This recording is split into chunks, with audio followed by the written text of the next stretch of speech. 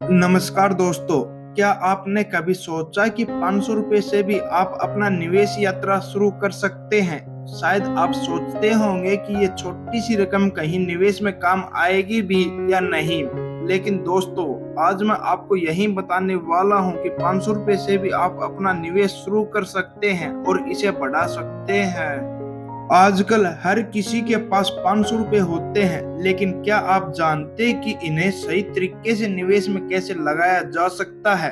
इस वीडियो में हम जानेंगे कि छोटे निवेश से कैसे बड़ा फाइनेंशियल फ्यूचर बना सकते हैं। तो चलिए शुरू करते हैं। दोस्तों, निवेश करना सिर्फ अमीरों के लिए नहीं है। यह एक तरीका है जिससे आप अपने पैसे को काम पर लगा सकते हैं और भविष्य में अच्छा रिटर्न पा सकते हैं। आपको ये समझने की जरूरत है कि पैसे सिर्फ जमा करने के लिए नहीं होते, बल्कि उनका सही तरीके से निवेश करके आप उन्हें बढ़ा सकते हैं। यही कारण है कि निवेश करना हर व्यक्ति के लिए जरूरी है और खास तौर पर जब आप छोटे निवेश से शुरुआत करते हैं तो यह आपके लिए फायदे का सौदा साबित हो सकता है। हम में से कई लोग सोचते हैं कि 500 रुपए से निवेश करना कोई बड़ा कदम नहीं है, लेकिन दोस्तों, यह छोटी सी शुरुआत आपके लिए बहुत बड़ा बदलाव ला सकती है। जब आप छोटे निवेश से शुरुआत करते हैं तो आपको यह समझने का मौका मिलता है कि निवेश के बारे में अधिक जानने का फायदा क्या है।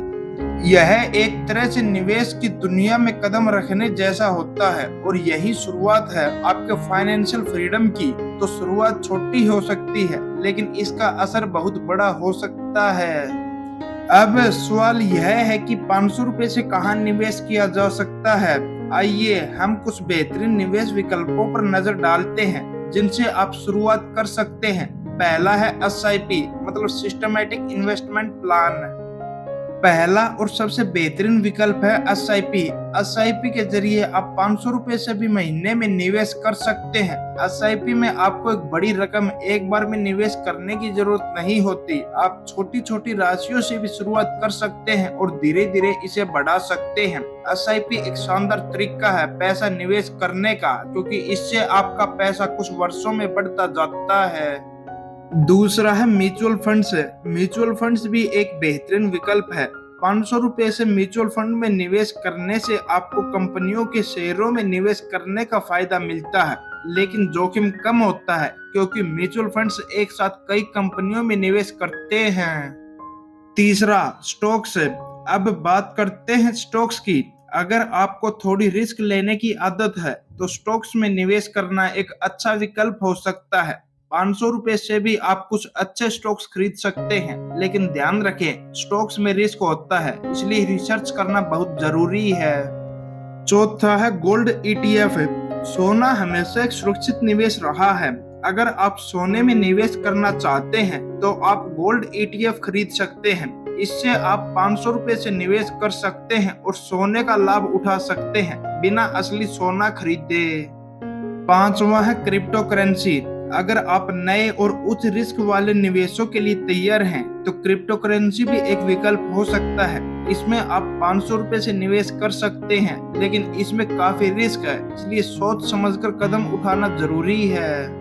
दोस्तों, हर निवेश में जोखिम होता है और इसे समझना बहुत जरूरी है, लेकिन क्या आप जानते हैं कि बिना रिस्क के कुछ भी बड़ा नहीं किया जा सकता।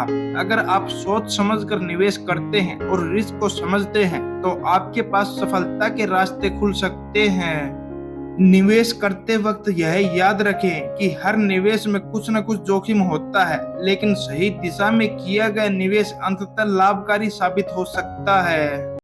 किसी भी निवेश में सबसे जरूरी बात है निरंतरता। दोस्तों, यदि आप 500 रुपए से शुरुआत करते हैं तो यह केवल शुरुआत है। यह महत्वपूर्ण है कि आप इसे नियमित रूप से जारी रखें, चाहे वह SIP हो, म्यूचुअल फंड हो या स्टॉक से। निरंतरता से आपके पैसे बढ़ते हैं। आप सोच रहे होंगे कि 500 रुपए हर महीने से क्या होगा, लेकिन अगर आप हर महीने 500 रुपए का निवेश करते हैं तो एक साल में 6,000 रुपए हो जाएंगे और यही 6,000 रुपए अगर सही निवेशों में लगाया जाए तो कई सालों में यह रकम दोगुनी हो सकती है। अब चलिए बात करते हैं कंपाउंडिंग की ताकत की। दोस्तों, जब आप नियमित रूप से निवेश करते हैं तो समय के साथ आपकी कमाई का हिस्सा भी निवेश में लग जाता है और यह चक्कर चलता रहता है। यही है कंपाउंडिंग का जादू। समझिए, आपने 500 रुपए हर महीने निवेश करना शुरू किया। पहले साल के बाद आपने 6,000 रुपए का निवेश किया, लेकिन अगले साल से उस 6,000 रुपए पर भी रिटर्न मिलना शुरू होगा। यही है कंपाउंडिंग। कभी कभी लोग सोचते हैं कि छोटे निवेशों से कोई फर्क नहीं पड़ेगा, लेकिन यह सोच पूरी तरह से गलत है। जब आप छोटे निवेशों को समय देते हैं तो वे बड़े रिटर्न में बदल सकते हैं। निवेश की दुनिया में समय सबसे महत्वपूर्ण होता है, इसलिए आपको जल्दबाजी में फैसला नहीं लेना चाहिए। धैर्य रखें और अपने निवेश को समय दें। तो दोस्तों, अब आप समझ गए होंगे कि 500 रुपए से भी निवेश करना शुरू किया जा सकता है। शुरुआत हमेशा छोटी हो सकती है, लेकिन इसका प्रभाव बहुत बड़ा हो सकता है। निवेश करते समय यह याद रखें कि रिस्क होता है, लेकिन सही तरीके से निवेश करने से आप अपनी भविष्यवाणी को बेहतर बना सकते हैं। तो आज ही 500 रुपए से निवेश शुरू करें और भविष्य के लिए एक मजबूत वित्तीय आधार बनाएं। अगर आपको यह वीडियो पसंद आया हो तो कृपया इसे लाइक और सब्सक्राइब जरूर करें। अगर आपके मन में कोई सवाल हो तो आप कमेंट्स में उसे पूछ सकते हैं। हम हर सवाल का जवाब देने को पूरी कोशिश करेंगे। धन्यवाद।